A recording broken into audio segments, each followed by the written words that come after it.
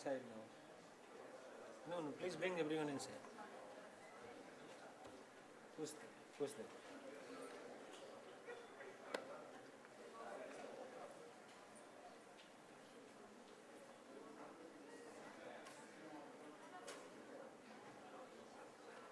Any instructions in the controller, my controller?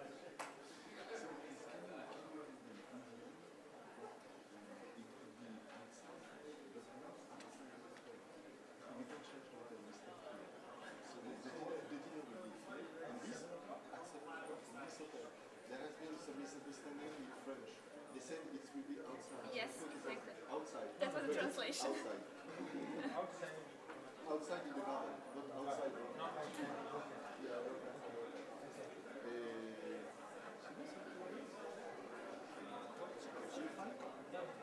I think it means on premises of the hotel, but outside the building. Yeah, that was a translation literally today morning. So there was some Yes.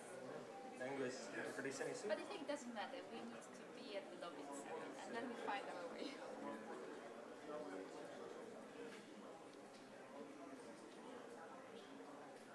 So ready to go? Yeah.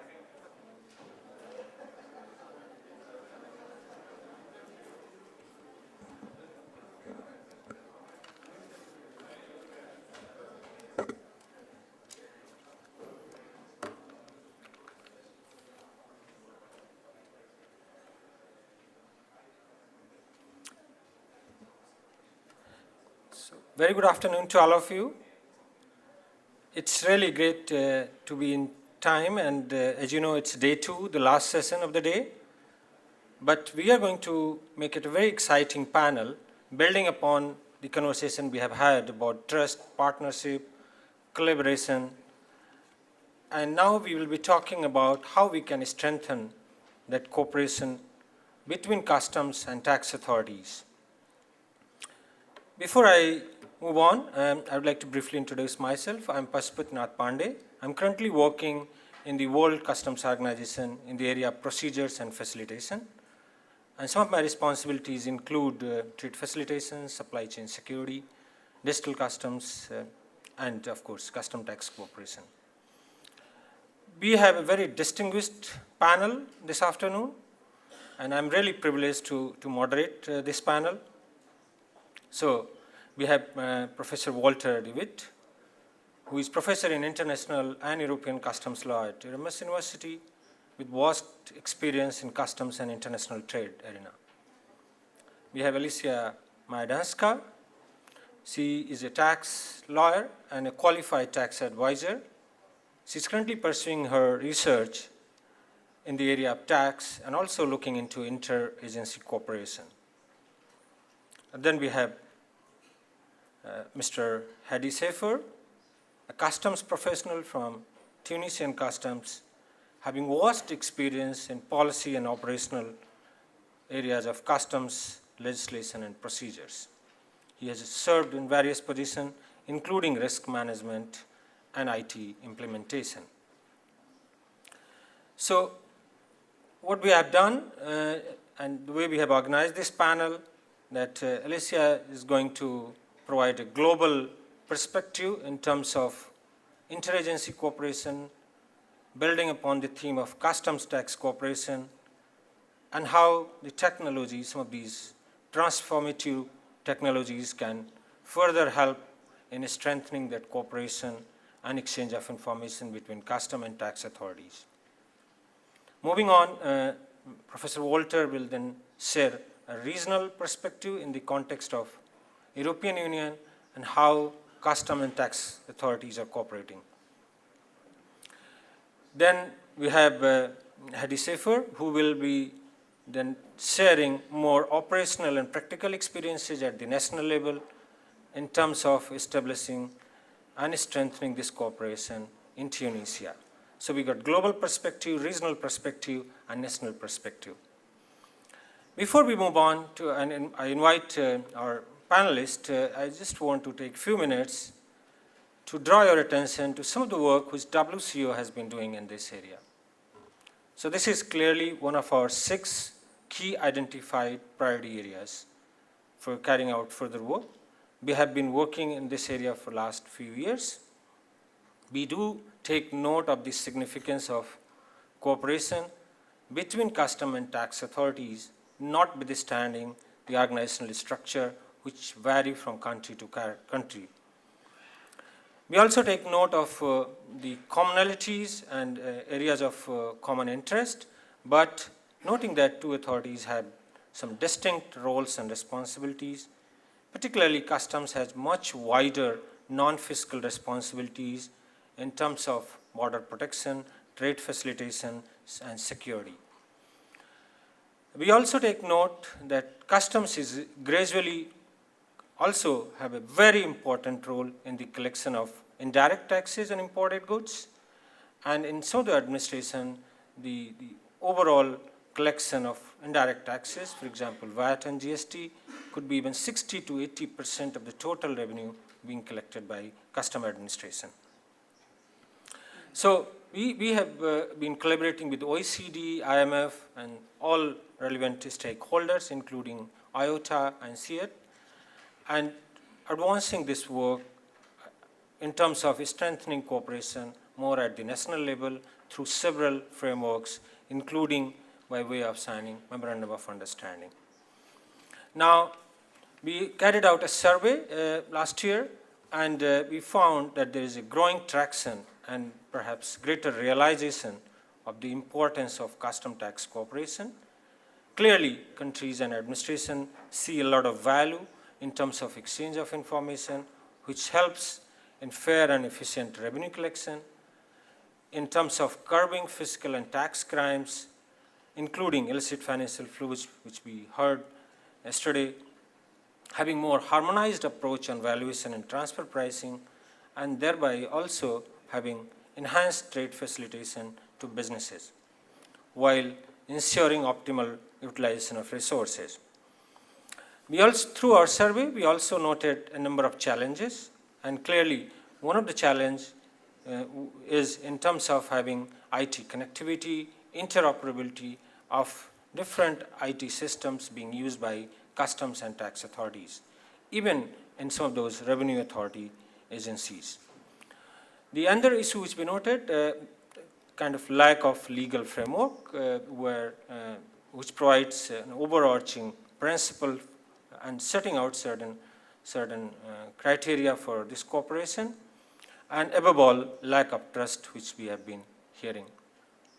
So, without any further ado, let me invite Alicja Majdanska to share some of her perspective on the work she has been doing, how technology can help in terms of building up this relationship between two authorities in meeting their common and individual objectives by leveraging this technology, and perhaps the technology could provide that elusive trust which these agencies are looking for. So, Adam, Alicja, floor is yours.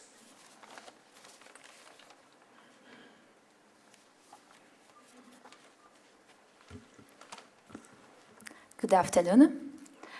Before I start my presentation, I would first like to extend our gratitude on behalf of Vienna Global Tax Policy Center to World Customs Organization for inviting us, and also to the Tunisian government and Tunisian customs administration for making this meeting such a great conference where we can exchange experiences, learn from each other. I have already learned a lot, although I'm a tax lawyer, so I may be a bit biased. We began our conference yesterday discussing illicit financial flows, and I would like to come back to that phenomenon, because as we all know, illicit financial flows are currently in the spotlight. They've been discussed, they are discussed in many international fora, and there is a very important reason for that. Illicit financial flows are seen as a major obstacle to sustainable development. This has been now confirmed by the Agenda 2030. But what is very difficult in that is that illicit financial flows are seen as a very complex phenomenon. It's not only about trade pricing or trade misinvoicing. It's also about the corruption, bribery, money laundering, tax evasion, and many different types of financial flows. That when you think about who is in charge in terms of agencies, which agency is in charge of countering them, we will find out that there are many agencies. These are customs, tax administrations, financial diligence units. Some data are stored by central banks and different law enforcement agencies. This was one of the reasons why 2 years ago, our Global Tax Policy Center initiated the project on tax and good governance with a strong focus on how to build bridges between our agencies, how to make us work together, how to break the silos. We've had a couple of capacity building workshops, and I would like to speak from my experience that I gained in this excellent project, thanks to Rick McDonald and Jeffrey Owens, who make me come here today, and thanks to them, I will be able to share what I have already learned. So when we think about tax administration and customs administration, traditionally we think about two separate agencies. But as we know, customs administration is also seen as a multifunctional agency. It means that they are in charge, they have very broad border enforcement responsibilities in terms of security, national safety, health safety, quality safety. But they also have some responsibility in terms of revenue administration. Currently, so we say that around 30% of total revenues are collected by customs. And when it was recognized, many countries since the early 90s decided to merge tax administrations and customs administration into one integrated body. But it's not enough. What we already know is that a mere amalgamation of these two bodies into one integrated revenue administration does not guarantee that we will work more efficiently and that we will truly work together. And what we've seen is that even those merged administration, they came across many obstacles in exchanging information.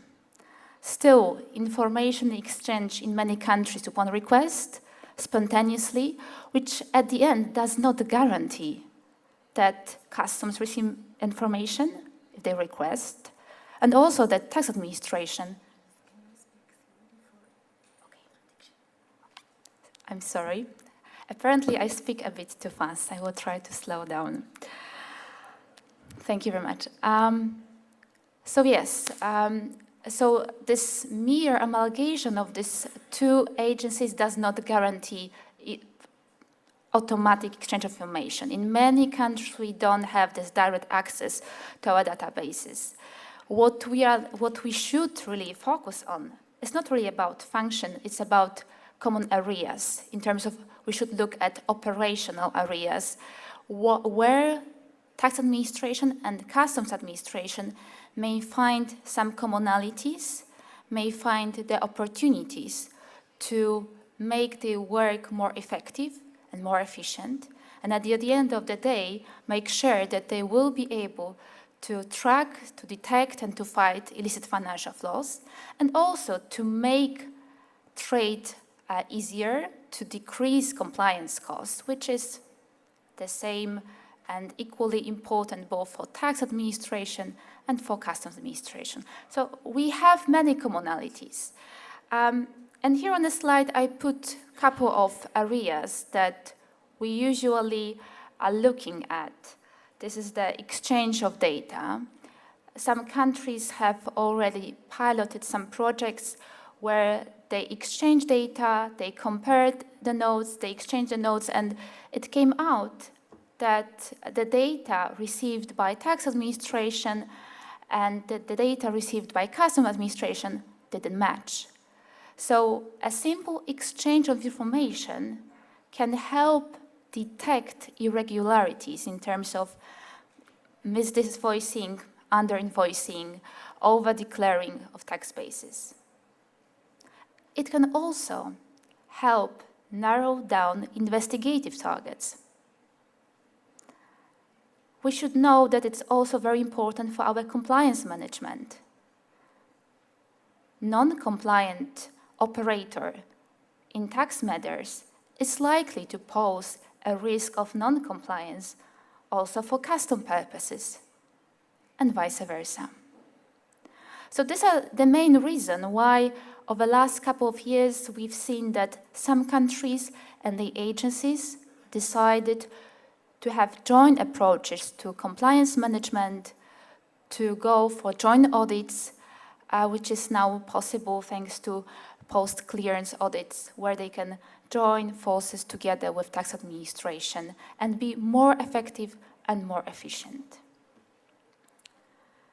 One of the areas that is quite often discussed is the area of valuation.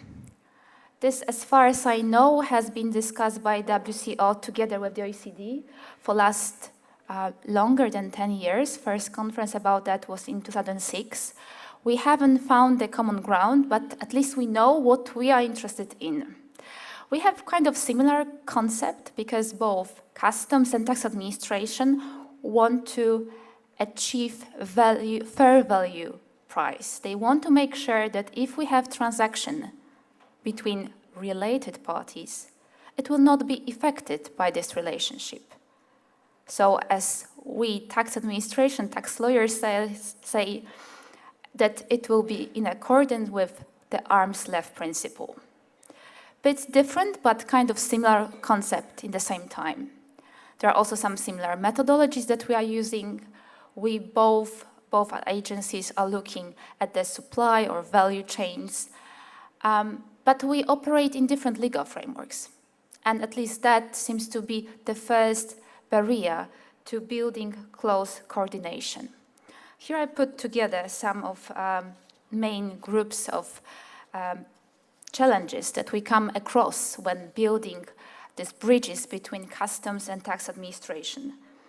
But I would step back from legal challenges, because what we've seen in our project, Tax and Good Governance project, over the last 2 years, in many workshops, when we're discussing with FIUs, with customs, with tax administration, how they can go about money, how they can go about its financial flows, how they can work together, they often say simply that they don't even talk to each other. They don't have any common workshops, they don't have any trainings. But usually there is a legal gateway in the law. Usually there is the possibility to exchange information, but it simply doesn't work. So in our work, we were trying to promote signing memoranda of understanding. So this is something also what I know the WCO has also suggested in its guidelines. We had the pleasure that a couple of FIUs sign MOUs at our workshops. It's been quite exciting to see that people are coming and they were saying that thank you for organizing a workshop, because we had the opportunity to exchange our experiences. That now we understand that we come across similar problems. Perhaps we see them from different perspectives, but there is the area for synergies. So in this way, I want to emphasize the need for utilizing legal frameworks by signing memorandum of understanding, by organizing trainings, interagency trainings, by bringing people together, but also by organizing secondments.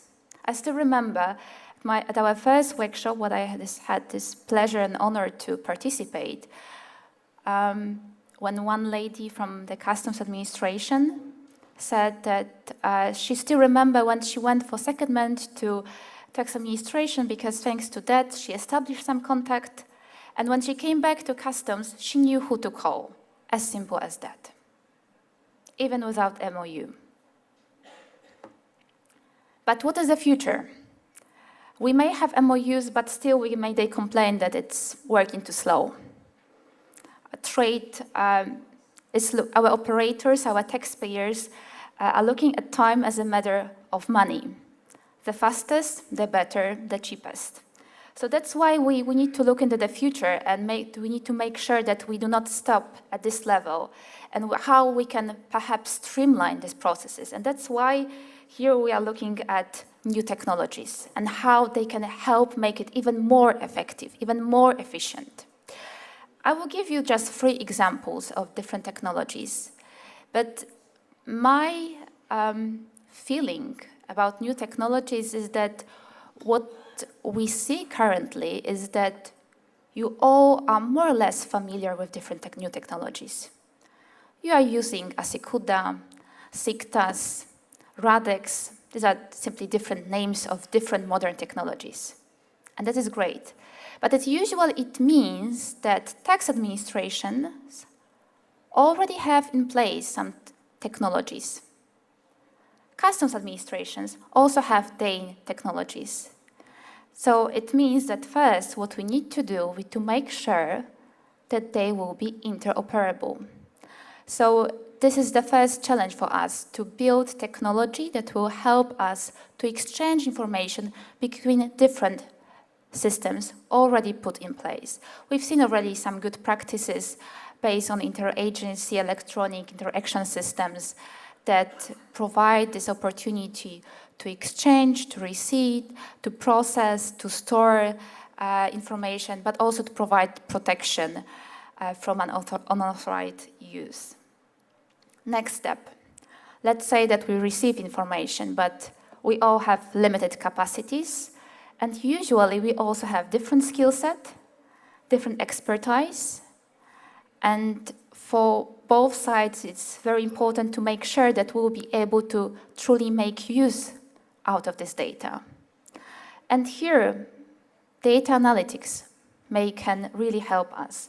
They can help us to really draw the essence of data and to adjust our treatment strategies to different segments of operators, different segments of taxpayers, depending on which agencies we are thinking. And what next? In Vienna, we have just launched a new project where we are looking at blockchain technology. So who have heard about blockchain? 1, 2, 3? Yes, more. Okay, that's good. So perhaps I will simply introduce the concept because not all hands were up. So let's imagine the simplest way that we all are connected, we all are in a network, and each of us has a ledger where all transactions can be registered. And let's say that I decide to do a transaction with my friend from Vienna, with Clement. Clement? Yes, so we are doing transaction. So once transaction is carried out between me and Clement, it will be replicated at each ledger of each of us. So Mr. Pandey will see Professor Werther, our friend from Tunisia Customs Administration. Each of us will have a copy of my transaction with Clement. You will see all details of this transaction, so you will be able to verify the transaction. So once you all confirm that, yes, this happened, perhaps I paid to Clement, he gave me some goods for this payment, you will timestamp that, it will be saved, and it will be added as a chain to a blockchain. So this is, I think, what we found so interesting in the concept, that it gives us transparency, it is immutable because you cannot change anything. If it's safe in a blockchain, you can change that. You see the whole history of all transactions. So you can check, you can trace back my old transaction all the way back to the first block. It's peer-to-peer. We don't have any supervising authority. This technology, I think it inspired many, also public authorities. And what we see currently is that many public authorities are looking how we can utilize that for building supply chain on blockchain. So we've already seen some pilot projects. For example, company Maersk built a first pilot project when they built the whole supply chain on a blockchain, and currently they moved to the second phase on this project where they will be coordinating that with customs administration. we've seen countries building their land registries on blockchain. Sweden, Ukraine, Georgia, these are only some examples. Obviously, the technology is still very young, it is very nascent stage, so we don't know. There are many still challenges and many open legal, technological questions, but perhaps it was looking at this in more details, and perhaps it is the future also for customs and tax cooperation. So benefits of tax technologies, I hope that I managed already to persuade you that it can automate our processes, it can streamline, make it more effective, more efficient. But what is very important in that, it gives you one big asset, even more, one more additional asset. It can help you avoid inaccuracies, perhaps it can prevent frauds. In the case of blockchain, what we think it can help avoid corruption, hacking of the system, because if ledger is copied if an information is copied on each ledger in a network, it means there is no one single storage that could be hacked. It will be very difficult to hack all elements in a network. But my main message that I would like to give you as a key takeaway from my presentation is that new technologies are just a piece in this puzzle, a jigsaw puzzle. First, we need to have and we need to check what the legal frameworks, what is there in place, what opportunities it can give us. We can build on that, make it more operational, we can sign MOUs, we can train people. In this way, we need to make sure that they will use the opportunities that are already out there. And only at this stage, this would be then recommended to facilitate it further by providing technological platforms. This is also what we are doing in Vienna, and if you have any further questions, I will be here after our discussion and also today during the dinner. Thank you very, very much.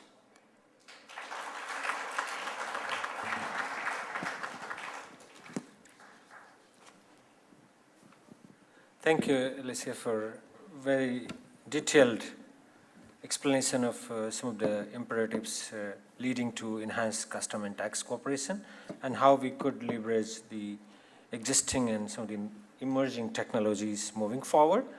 I do have certain questions, but before that, I think I would like to invite, as I promised, Professor Walter to provide a regional perspective in the context of European Union and how customs is cooperating with VAT authorities in the collection of indirect taxes on import, and what are those possible opportunities in terms of further strengthening this cooperation. Professor Walter. Is my slide already on? Where is... Okay. Yeah, here are the slides. Good afternoon, ladies and gentlemen. My name is Walter de Witt from the Erasmus University in Rotterdam, and I'm a professor in international and EU customs law. And since some time I am involved in the subject of cooperation between customs and tax authorities, which is for a very big part about legislation, but also about all kinds of other aspects of cooperation. In my presentation, and I will try to talk slow, normally I always also speak very fast. But in my presentation I will focus on customs and tax cooperation in the EU. So that's the regional level Pandey was talking about. And if you look at in a very detailed way to my program, then I will first give a short introduction into the customs and VAT system of the EU, and then I will discuss briefly 3 examples where we see cooperation or lack of cooperation between customs and tax authorities. And those areas are what we call Procedure 42. I will explain that later. E-commerce and what was already mentioned, transfer pricing and customs. But before I go into the examples, I think that if you look at the EU, then there are 3 areas of cooperation where cooperation can actually be enhanced. And we will see that based on the examples I provide. Legislation, I think that is one of the big drivers to enhance cooperation between customs and tax authorities. At least in the EU, you see that there is lack of coordination between the different legislations, and for all kinds of reasons. I will tell you a little bit more about that during my presentation. And then, of course, and certainly in the EU VAT system, the exchange of information, but also the sharing of data, so the data in for example, import declarations, is very crucial to come to a better cooperation and better management of taxes in the EU. Okay, so very briefly, but I think it's really important, the EU is of course a customs union which comprises 28 member states, and after the UK leaves it will be 27. But it's a union, it's a customs union based on the same legislation, uniform legislation, and the revenues flow to the EU. VAT is still a national tax in the EU, so each and every member state has its own VAT, which flows to, the revenues flow to its national budget. But on the other hand, there are no internal borders between the EU member states for VAT purposes. So we have a system to collect VAT based on administrative cooperation between the member states of the EU.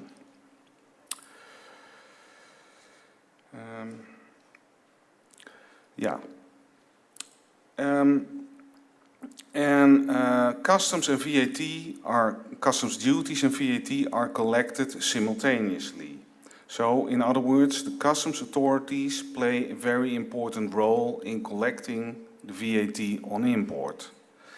There we have our first cooperation, and I think this will apply to many other countries also outside the EU. VAT on import is usually collected simultaneously. Then the other thing is that VAT on import is suspended, so it is not levied as long as goods are under customs supervision. Then the VAT is also not collected. But once it ends, VAT on import becomes due and the customs authorities are acting again.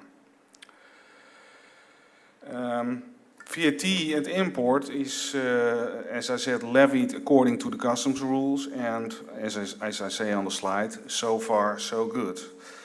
But it becomes very difficult when exemptions come into play. If I'm talking in a more general level, I think one of the big issues in the EU is, and I was already referring to that customs duties are what we call own resources of the European Union, collected only at the outside border of the EU, while VAT is national tax.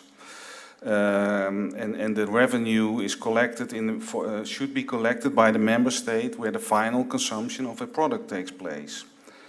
And ideally, of course, both taxes would have the same concept in those terms, but that is not the case, and that makes it very difficult, in the EU at least, to come to a full coordination between VAT and customs duties on a legal level. That being said, that is a situation that is not easily changed because that's purely dependent on the political will of the member state to further integrate in the EU. And I think that's not something that will happen in the short run. That can take years and years, maybe 50 years before that is the case. So that is something we need to live with. But as a first remark, I can say that if you now look, given this situation, if you then look at the legislation for VAT and customs, then I said, you know, VAT is suspended as long as the customs duties are suspended. But there are a lot of exceptions to that, and they differ from member state to member state. And that, I think, is one of the flaws in the system, that these exceptions are still allowed under the EU VAT directives. And the system and the cooperation could be enhanced if these exceptions would be removed, and there would be more coordination between VAT legislation and customs legislation on that part. Then the second point I was making is, you know, customs authorities are responsible for collecting VAT at import. But what you see, and I have two examples of that, is once exemptions are being applied for VAT, then there are mismatches in the VAT collection, and these are sometimes also due by lack of legislation, but also lack of cooperation between customs and VAT authorities. Procedure 42 actually implies an exemption on import for goods which are moved from the member state of import to another member state. So they are sold to somebody else in another member state. You can then have an exemption.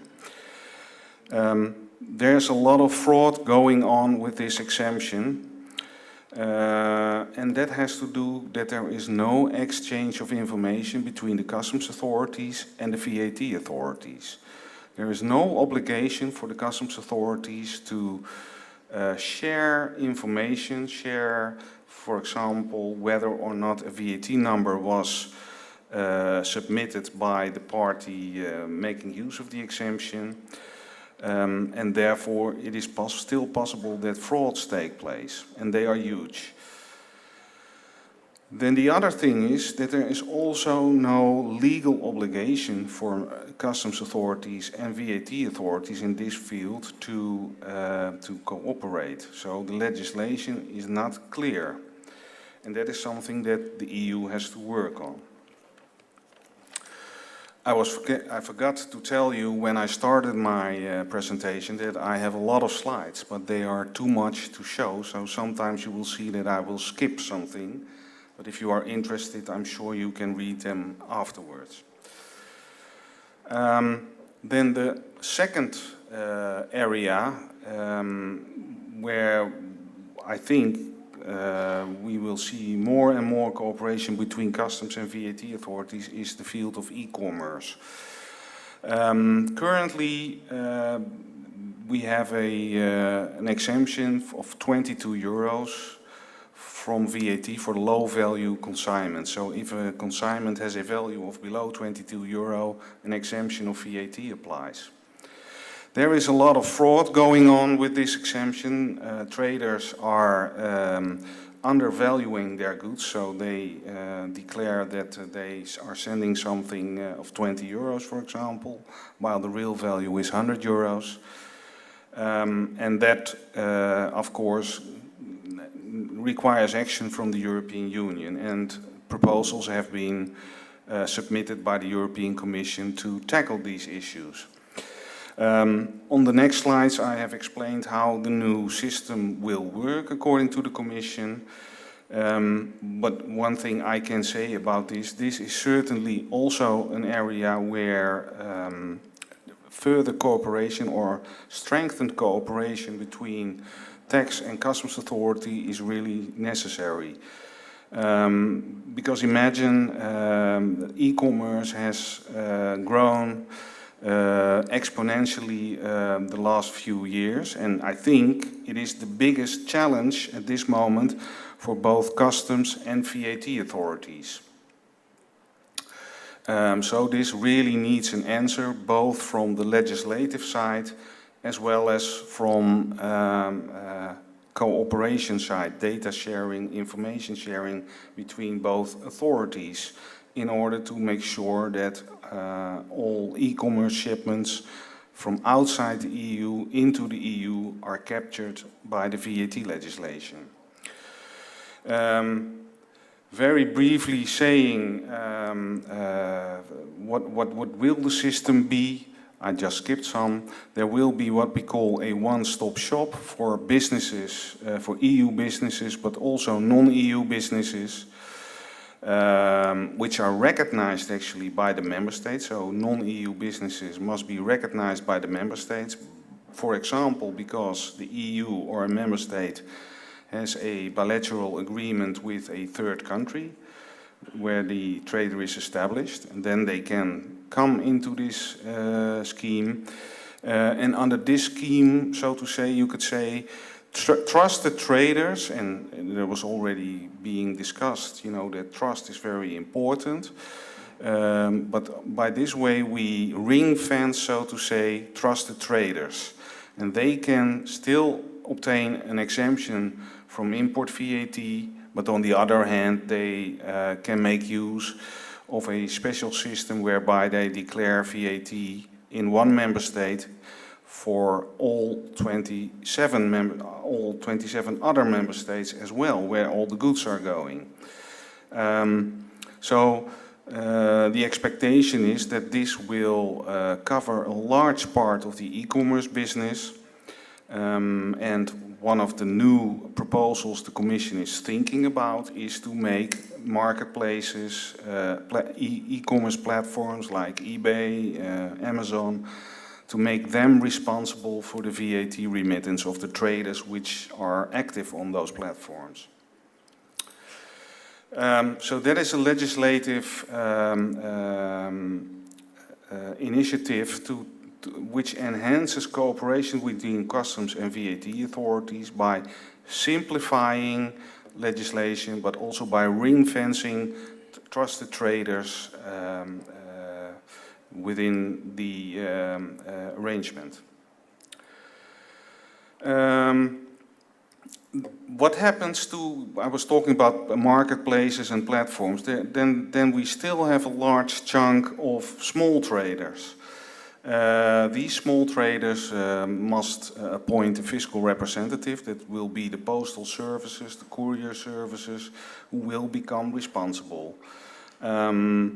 But it will mean that for customs there will be a lot more work, because this is the group of businesses, of traders, that they will focus on in future. They will focus their audit and control efforts on this group of traders, and that will be different from the current situation where, because the €22 exemption is applied, not much audit or control is taking place. So it will have big consequences for customs, and that also means that the cooperation with the tax authorities is really important.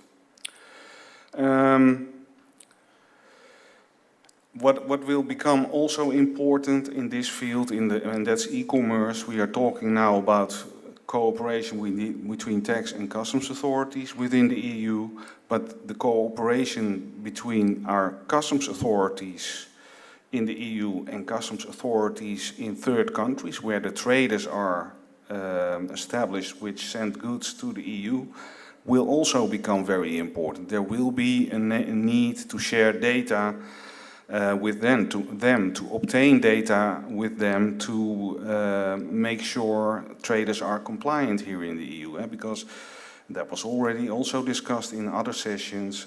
How do we know that the value which is being reported is the real value? So that's what I wanted to say about the cooperation between customs and VAT authorities. And I think if you talk about the EU, that's the most important cooperation that is needed. Then the third area I would like to address is customs and transfer pricing. And then we are talking about cooperation between customs authorities and the general tax authorities, you could say, who are involved in corporate income tax. And yeah, as I think most of you know, it's always a struggle to compromise the two methodologies. Customs is purely based on a transaction, on the transaction value, while transfer pricing is always looking at is there enough profit made in a certain country? And is there a shift of profits from one country to another within a multinational group? So it is always difficult to compromise these two and to find a solution for that. Now I'm skipping again something. Here's something about the different methodologies. What a good thing is, of course, is, and I think that's the first step, that's the WCO issued their guide on transfer pricing and customs. And more or less has emphasized that transfer pricing reports could be used or should be considered to be used to support customs value. And it also gave a list of good practices to customs administration, including encouragement to consider this information from transfer pricing studies to be relevant for related party transactions. It also suggests that there should be more cooperation, coordination between tax authorities and customs departments. Well, that is, I think, if you've my personal opinion is that that is a very good thing. The only problem is, of course, with WCO guidances like this, they are not legally binding. It is soft law, and that is what we also see in the EU. One of the biggest problems that we currently have is that there is no legal foundation to use a transfer pricing study as the basis for transaction value within customs. We only have the guidance of the WCO, but nothing else. And that means that you can have totally differing opinions and views and practices between the 28 member states. If I look to the Netherlands, then usually the Dutch customs authorities accept transfer pricing studies. And what you also see that, for example, if we go and ask for a valuation ruling, that they already start to issue joint rulings together with the corporate income tax authorities. So there you see cooperation. But the big problem still is that there is no real legal foundation for such a cooperation or even the use of such transfer prices.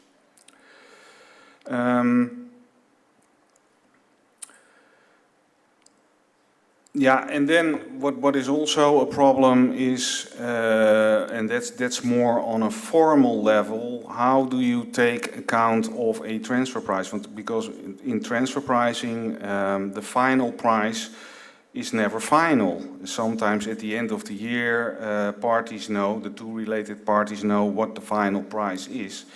And how are you going to take account of that? Yeah, there are some possibilities under the Union Customs Code. For example, the simplified declaration. But there is also a big question, what happens if at the end of the year a downward transfer pricing adjustment is taking place? Can you then reclaim a refund of import duties if the transfer price, so the transaction value is reduced?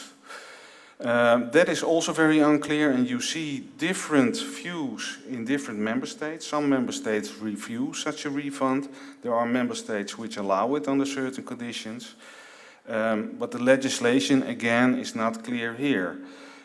I think there will be more clarity because there's an important case which comes from Germany pending before the European Court of Justice, the Hamamatsu Photonics case, which more or less addresses many questions regarding transfer pricing.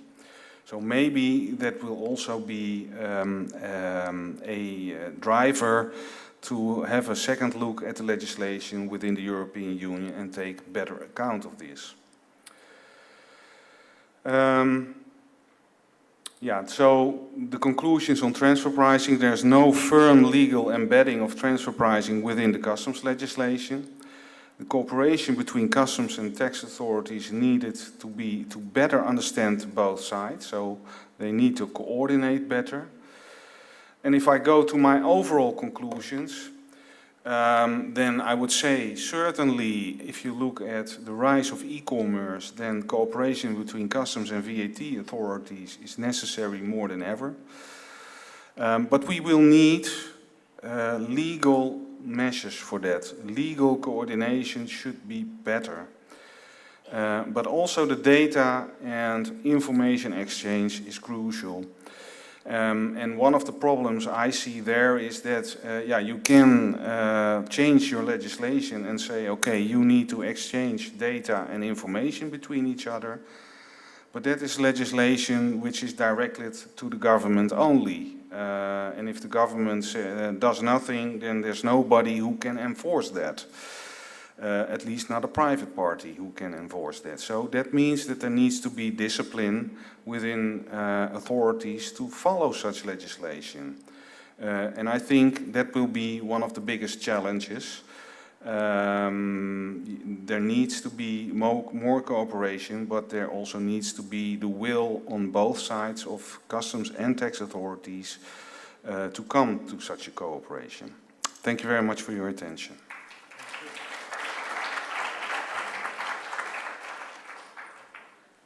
Thank you very much, Professor Walter. So, in the interest of time, I'm quickly moving on to invite our colleague from Tunisian Customs, Mr. Hedi, to hear how some of these ideas and thoughts are being put into real practice. So, here is a practitioner perspective. Mr. Hedi.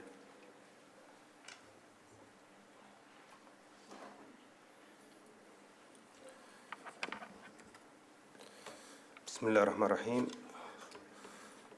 In the name of God,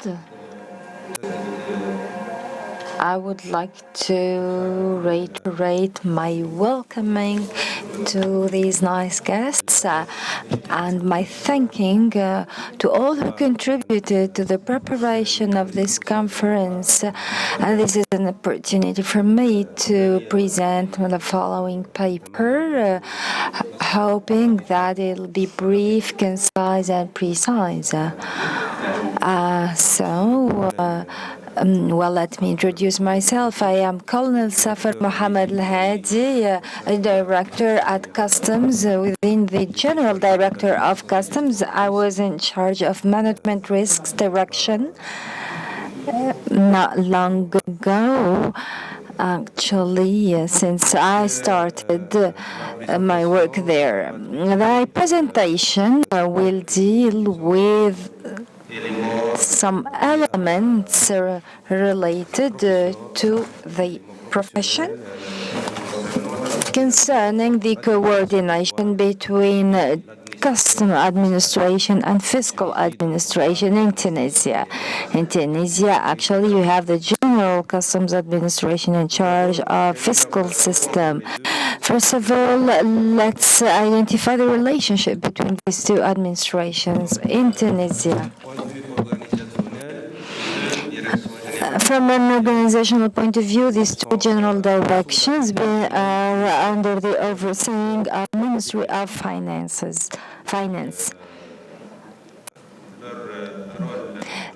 The mission consists in a common or shared mission, which is mainly the application of legislative texts and regulatory ones of a fiscal nature. Whereas the custom has in charge of security mission and also this economic and fiscal mission. They are in charge of ensuring cooperation with the tax administration in Tunisia.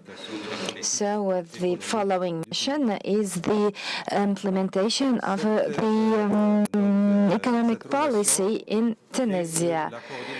This relationship then is not a choice, it is rather a necessity meant to achieve those objectives identified by the state through the different texts of tax and taxation measures established by the state. Those fields of coordination between the two administrations, we first of all start by identifying the economic cooperators. Before 2010, each administration used to allocate an unique identifier. So each operator has two different identifiers. It is necessary before starting the work, the first tax administration should receive all those required documents in order to have an identifier. Similarly, for the custom. The innovation now, or the reform, is starting from 2010. The taxation has been this identifier has been only allocated by the financial administration, and it is used by the custom for receiving custom declarations. This identification actually is created by the custom and automatically transferred through an IT electronic connection to the custom, with including all the data identifying the operator. We mean by that the identity, the address, the manager, everything related, or this is done instantaneously. Updates is done at the fiscal or tax administration, and it has automatically its impact within the custom.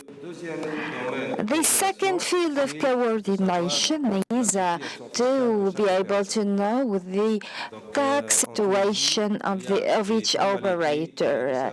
There are departments and services in Tunisia that require correct or a tax situation in compliance with the rules and procedures. So before we allocate this formality, for example, the tax privileges, it is related to a clear tax situation. This is done automatically through the system and instantaneously updated.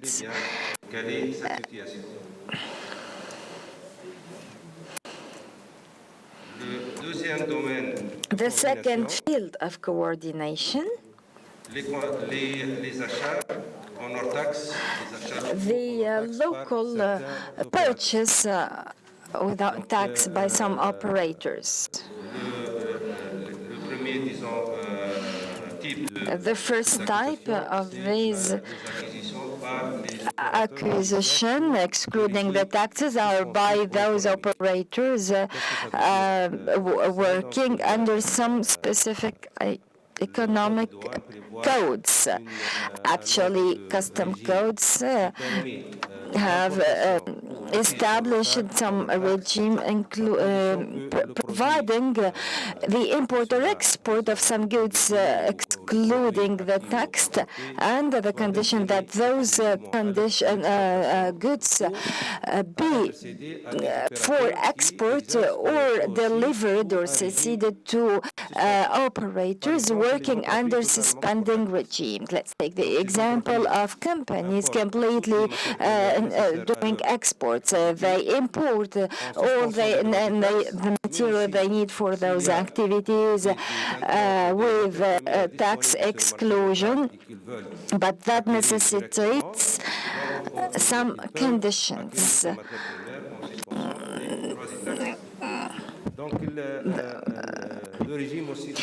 The regime also of the permanent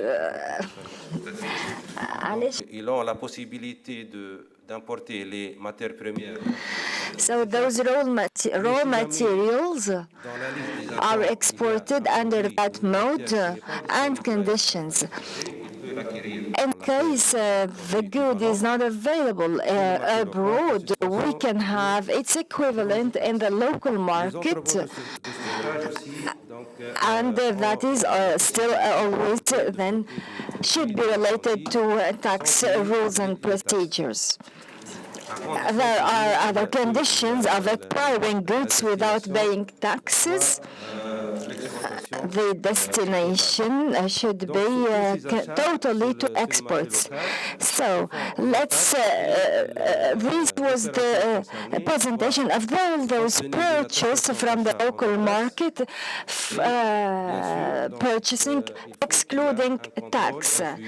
So this is available, but there are conditions and warranty to do that.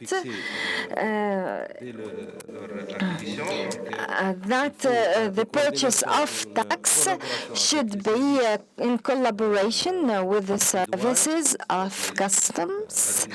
That is the fiscal administration granting the possibility of acquiring, but also making sure that the destination is export or the transformation under a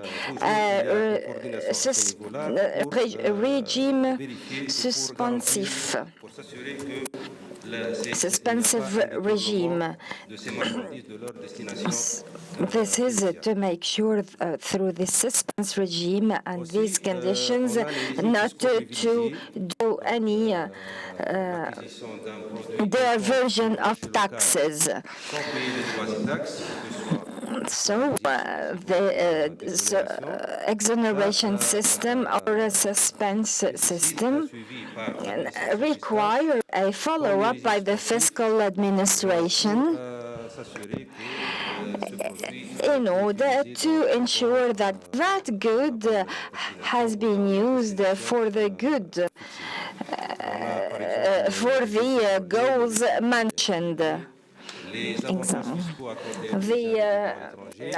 There are fiscal advantages granted to Tunisians who are exporters, regime for final return. They have the right to return with all the equipment necessary to create a project, with conditions related to the period of residence abroad and the conditions related to the import and acquisitions of the equipment.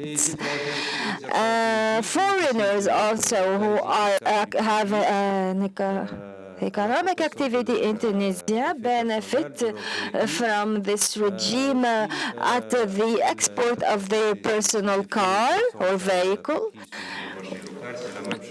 Similarly to other benefits to which we do the follow-up with the coordination of the fiscal administration in order to ensure a destination that is in compliance with the law.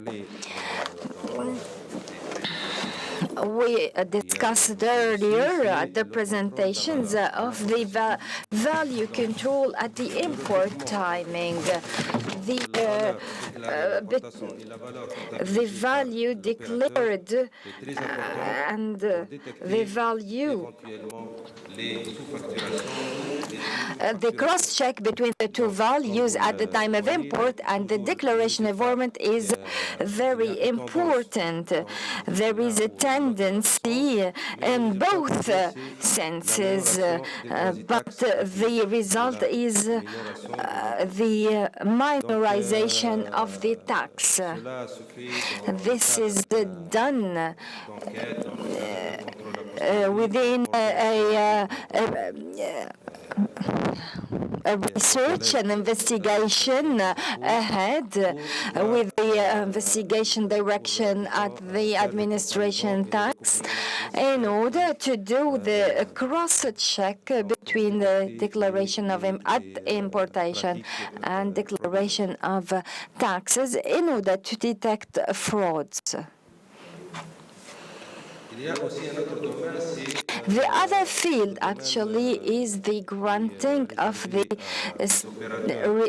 it is a field reserved or booked for our privileges operators who have a status of the economic operator, which is there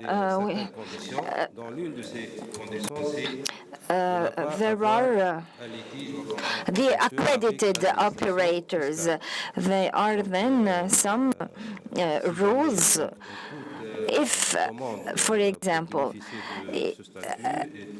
any requirement to benefit from this status, we study the files with required documentation with the tax administration in order to have a look to know better the history of that operator. The other field is the reimbursement of tax rights. At the export, the tax law. So the reimbursement of tax law at the export, then the restitution of these tax law and per tax at the import.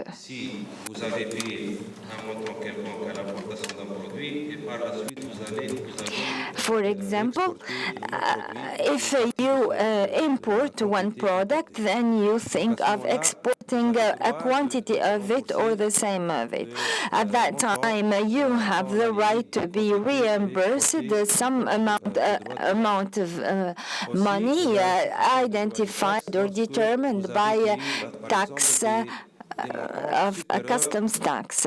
If there are amounts of money superior than the one prerequisite by law, if you justify or you present proofs that you have used the wrong regime or a fraudulent regime, well, there are well-identified cases at the custom code where the operator or that enable the operator to restitute some amount of money paid by the custom. Let's say, take the example of the case of defect goods. Defect goods that then by the supplier should return back to the supplier. These reimbursements, before they take place, the operator should inform the tax directioner in order to do the calculation. Each payment for the operator is in fact a charge that should be deduced from the chiffre d'affaires or the if the same amount from the turnover and that amount of money should be imposable.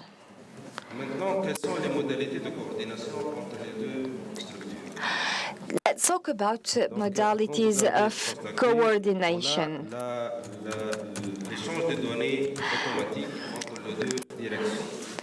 So the automatic exchange between the two directions, as you see here on the slide, between the custom and the tax, the fiscal situation, and other data. What we do is to intensify our work to reinforce these automatic exchanges due to the benefits of reinforcing the coordination in order to achieve a good implementation of the law.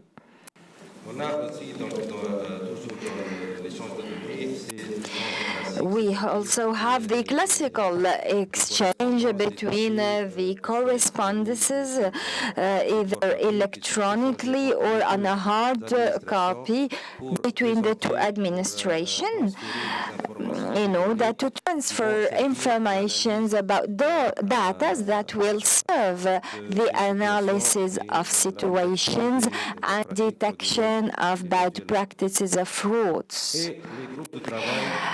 Here is a slide representing working groups organized eventually mainly within the framework of engaged investigations in the pre-control in order to analyze and find out those risk criteria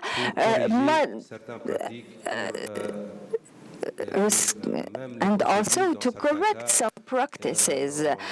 Actually, the procedures, it is sometimes they need some modification.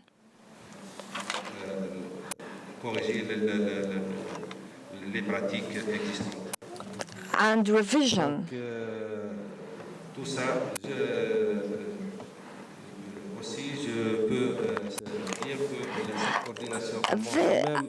This coordination starts at the time of the elaboration of text of rules and procedures of taxation. We coordinate between the two structures, of course, with other departments also who are related to this field.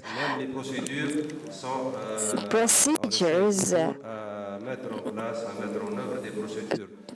We try to put in place harmonized procedures in order to apply correctly the fiscal and economic policy in the country. Thank you for your attention. Thank you, Mr. Sekhar, for really providing very at the national level. So you heard all three panelists, and now it's your turn to enrich the ongoing discussions. So I invite you to ask questions, share your thoughts in this arena. The floor is yours.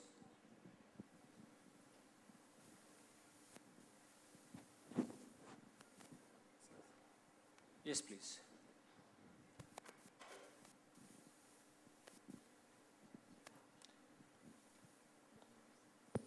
We have one at front and one there. Okay, thank you very much. I would like to say thank you to the panelists and the great exposé that they did. I have one question. I would first like to present myself. I'm Mr. Raymond Mesumbe from the Cameroon Custom. I would like to ask one question to Mr. Hedi Safer from the Tunisian Custom.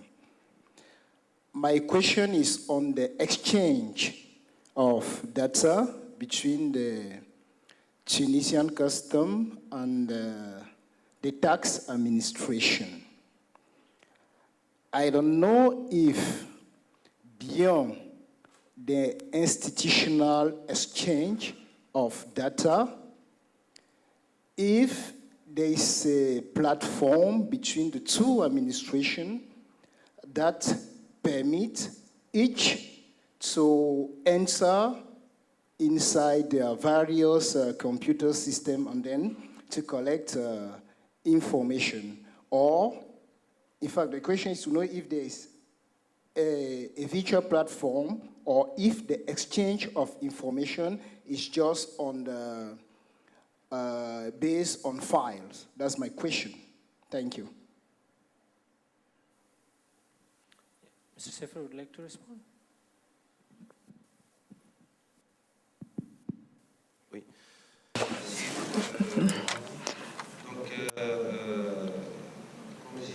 As I have precised in my presentation, both structures belong to Ministry of Finance. There is another structure in charge of information technology that is in charge of the system. It is true that each administration has its own information technology system, but we are now creating channels of communications between the two administrations in order to make the necessary data vehicle or transfer in both directions between custom and fiscal or custom and fiscal administration. This is this coordination between the coordination between the two structures. There is a software that will be installed soon. It's a database actually that will be available to custom that is and to the control service, particularly at the same time to the fiscal administration, in order to analyze data related to and it will be generated by the two systems. Thank you.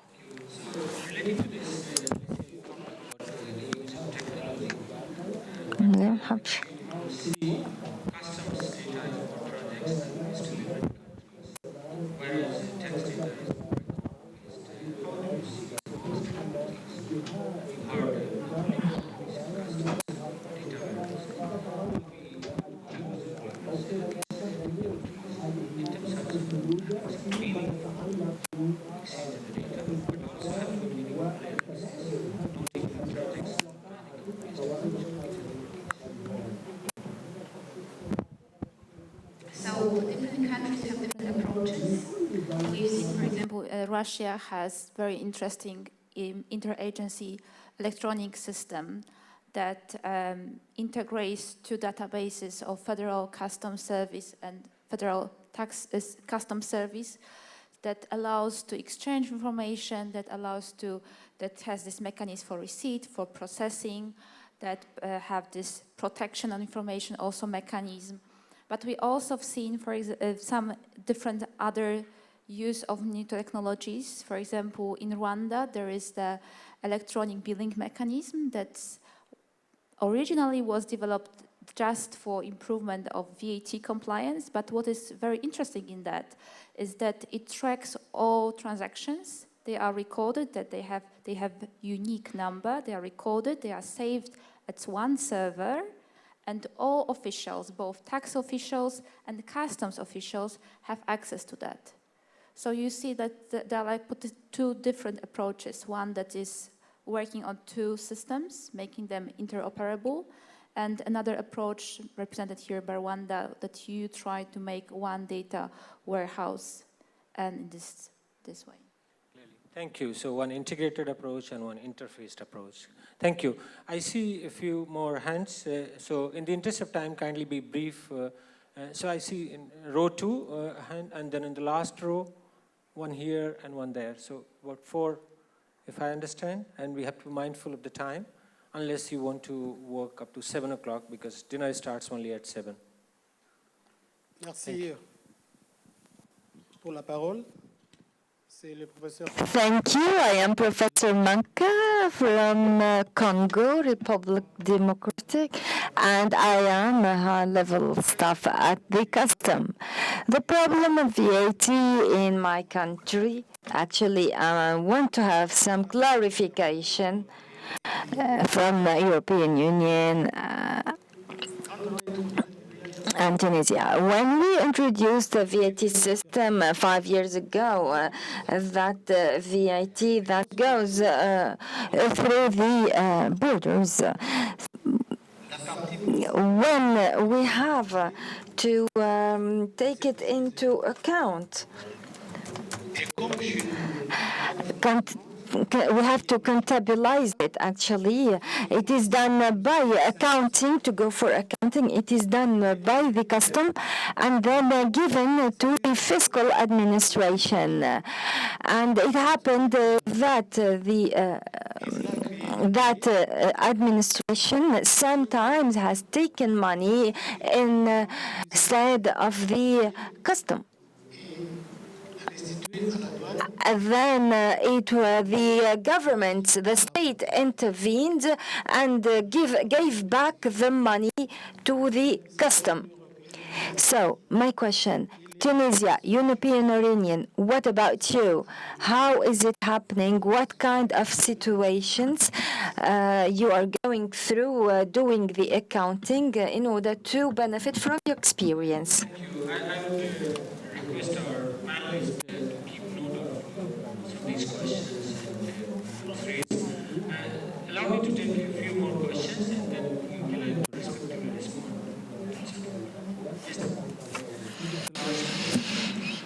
Wojciechowicz, former director of the Polish Customs Service, just right now professor of customs matters at Warsaw School of Economics.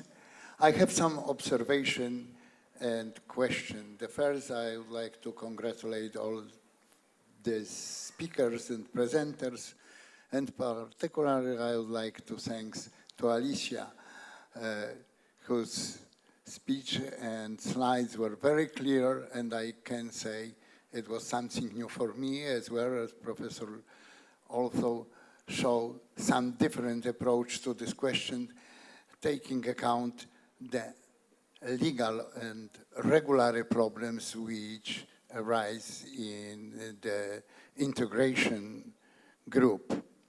And the question is really very different, because the problem of business, customs, and tax cooperation, as I remember, started with in the broad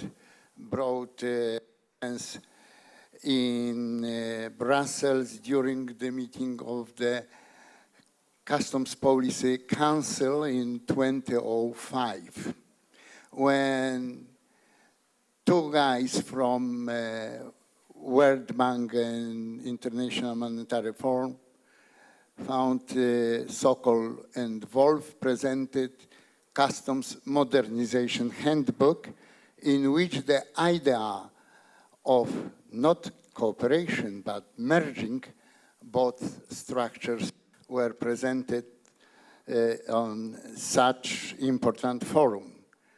As I remember, in that time I told that it's very dangerous and the worst for customs proposal, because the authority of IMF and World Bank is so big and very useful for politicians to make the change in customs and tax services. And we can observe since this 12 years this process when the merging of customs and taxes are going on. But results, fiscal particular results, aren't how it was expected. I can say and show you two examples. One in Hungary, where during the last 5 years, this process is going step by step, very sensitive, in a very good manner. Against this experience in Poland, it was made very, very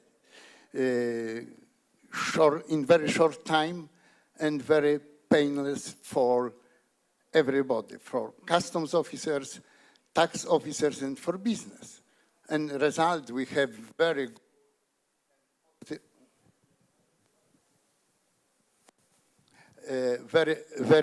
good and positive results for fiscal and budgetary and budget for Poland.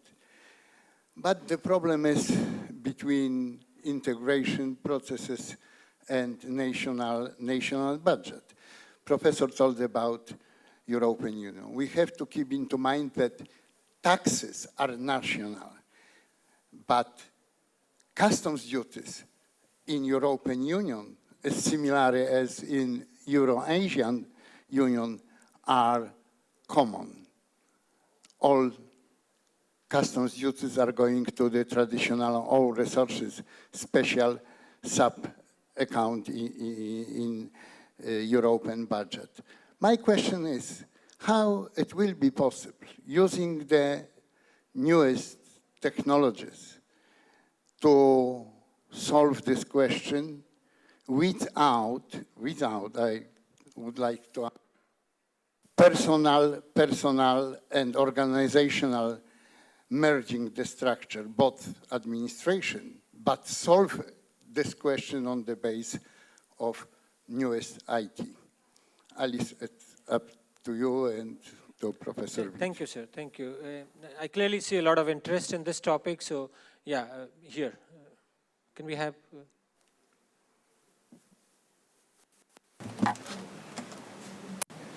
Thank you very much. My name is Frank Kalisinje from Malawi Revenue Authority. Thank you very much for the presenters. That was really very good presentations on an interesting topic. So for me, I have just a comment, then a question. My comment, of course, relates to this particular field of tax and customs. I think for long, these two divisions have been working in silos. And that is why some unscrupulous people make use of this particular gap and they exploit it. And unfortunately, of course, customs has been the one that has been ahead in terms of automation compared to tax. And that, of course, is an example of Malawi. We automated customs some time back, like in 2007, but then tax administration is yet to be automated. It's still manual. So I think those are some of the challenges that we face. But then, just like to share, recently we have had some efforts to actually bridge the gap that exists between these two divisions. We have had stuff like service level agreements, whereby like memorandum of understanding are signed so that data and information is shared easily between these two areas. We have also had like a special system that we call business objects and business intelligence system that actually helps in terms of sharing information and doing some analysis for customs, domestic taxes, as well as some support divisions. Now, my question to Professor Vid. You said that there might be coordination in a number of areas, maybe from VAT and customs. You can also have coordination in terms of e-commerce and VAT as well as customs. My main worry is, can we really have a convergence in terms of coordination between transfer pricing and customs valuation? Because these two areas or these two aspects are based on two different legislation. For instance, of course, we know that customs valuation, mostly, it relies on the GATT, while transfer pricing, maybe the arm's length principle is using the OECD guidelines.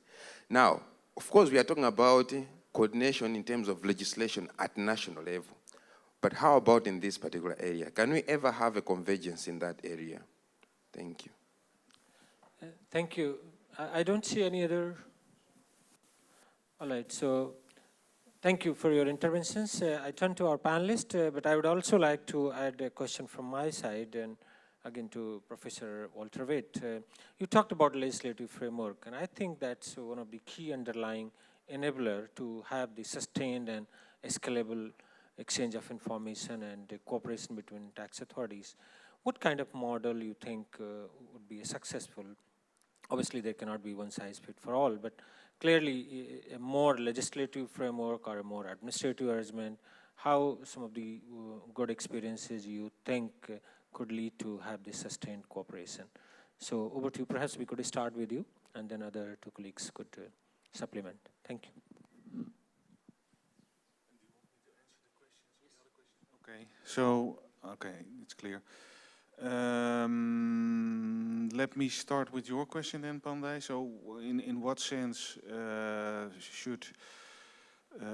could you change legislation? Could you enhance legislation to stimulate cooperation? That is, of course, a very difficult question and specific per territory.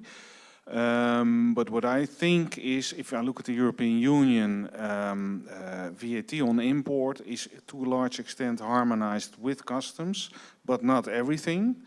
So the ideal picture would be if VAT on import would be fully harmonized with customs duties. And that would mean that for the collection of VAT on import, the customs authorities are fully responsible.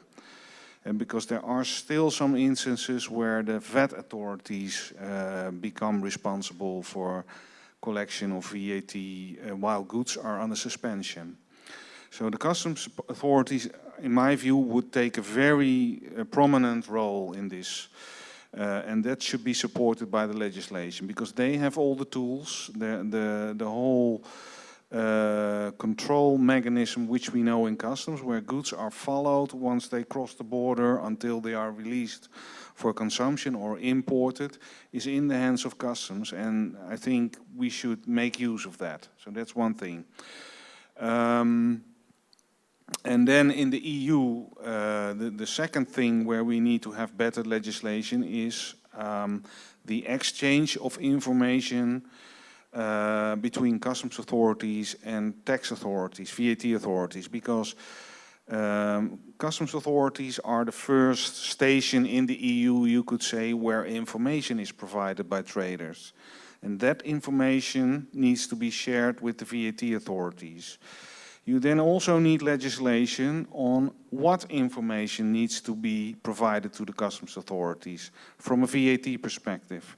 And in the EU, you are then talking about, okay, if I apply an exemption on import, the procedure 42, for example, I must submit the VAT number of the consignee in the other member states. So that can be shared with the tax authorities who can then audit whether or not a VAT was correctly reported. So these kind of things need to be added in the legislation. And then the question from the last question asked to follow up. Yeah, I will also do that. Yeah, what was that question? That was also on the cooperation, huh? Yeah.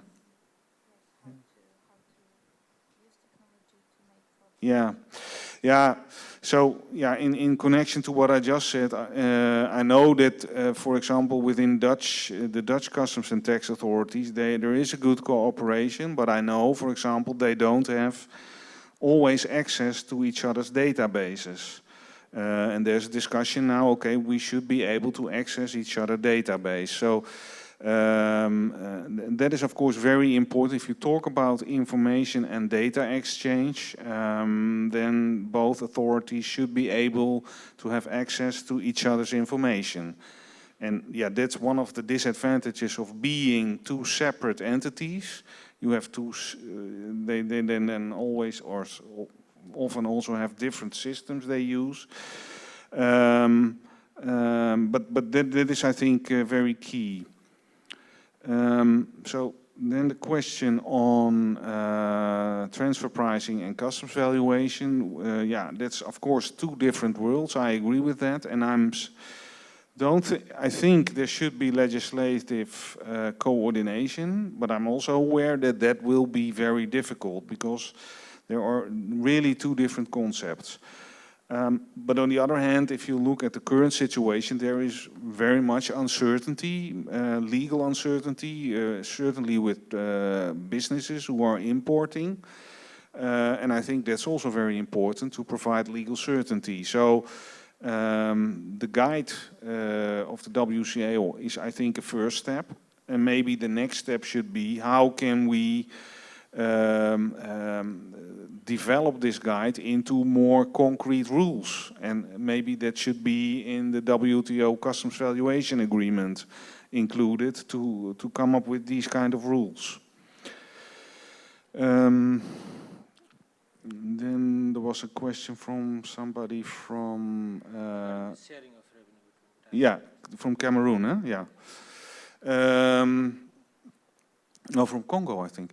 Yeah, so yeah, you asked. Okay, the VAT is collected by the customs authorities, and how is this handled in the EU? Yeah, in the EU, yeah, I don't think we have a big problem with that, because it just goes to the. It is collected by the customs authorities, VAT on import, but it is directly going into the national revenue. But that also has to do with the fact that mostly when VAT on import is collected, the business who did the import is asking for a refund via its VAT return. So the import VAT, as it immediately enters the VAT system, so to say, and falls within the authority of the VAT authorities. Thank you very much. Being mindful of the time, I would like to request to our other two panelists to briefly respond to some of the relevant questions and issues raised by delegates. Merci. Donc, concernant la... Regarding the issue of, shall we say, valuation of productivity or the revenue from each one of the tax or customs administration, yes, you are right. It's true that for some, some of these interpret customs revenue as amounts as are only the collected customs fees or duties. So while it's not true, because in Tunisia, the assessment or valuation of revenues are made on a daily basis and also on a periodic basis, once a month or monthly, through statistical reports. So each one of the two administrations in its report lists all collected amounts, both customs fees or duties and VAT and other taxes. And in fact, we do not have a problem at this level. So each administration or the ministry can evaluate the collected amounts or revenue, and of course the impact of each amount for the administration, for the concerned administration. Your final views. Thank you. Yes, I'm very much grateful for the question and for this valid point raised by Professor Krzyżewicz. That's true that since early 90s we merged, many administrations decided to merge these two functions, these two agencies together, and there was, I think, a kind of disappointment. For example, I think the first agencies that decided to divide again, to split again, was Canada. When after they merged, they decided to split again, and we ended up having Canada Revenue Authority and Canada Border Agency, and it was followed also by HMRC that decided to set up a separate border agency. So I think that also shows that customs administrations have much broader responsibilities than only revenue administration, which is very important, but it's not the competence. So how can we use new technologies to make sure that we don't have to make this disruption, a personal, organizational disruption? This is, I think, the beauty of new technologies, that they can allow us almost everything what we wish, and I think that we rather need to be very careful what we wish for. What we already seen in some of our pilots for different reasons, for international cooperation, even between tax administrations. So when we really have separate agencies, two different jurisdictions, you can put some data, for example, to iCloud. You can make access depending on certain conditions, on certain circumstances. So there are many opportunities. Also, blockchain is a perfect, I think, example where you don't have to merge two agencies because you simply save some data on blockchain and you can trace back, for example, tax administration can trace back and see the history, what customs did, and customs being a participant of a network will see what tax administration will do. So there are plenty of different opportunities from the simplest like iCloud, which I think we all are using today, iCloud databases where we save our documents. We can also develop something very similar for public institutions, and this is already in place because, for example, as I mentioned, our pilot project for tax administration, we have tested that. It worked out. The country was, our pilot country was Mexico, and it worked very well. So there are many, many opportunities. Thank you very much. You heard two WCO guidelines have been referred to throughout the discussion. So WCO guidelines on custom and tax cooperation and exchange of information at the national level. And the other one is the WCO guideline on custom valuation and transfer pricing. Both these guidelines are publicly available on the WCO website, and we invite you to refer to in your work. In addition, we are currently developing a new guidance on customs role in the indirect tax collection. That's where the VAT and GST role comes in play, and we would solicit your support moving forward. Now, it's a time to thank our distinguished panelists for their time and availability to come and share their very rich perspective. So thank you all, and I invite you to give them a big round of applause. And big applause to our chairman.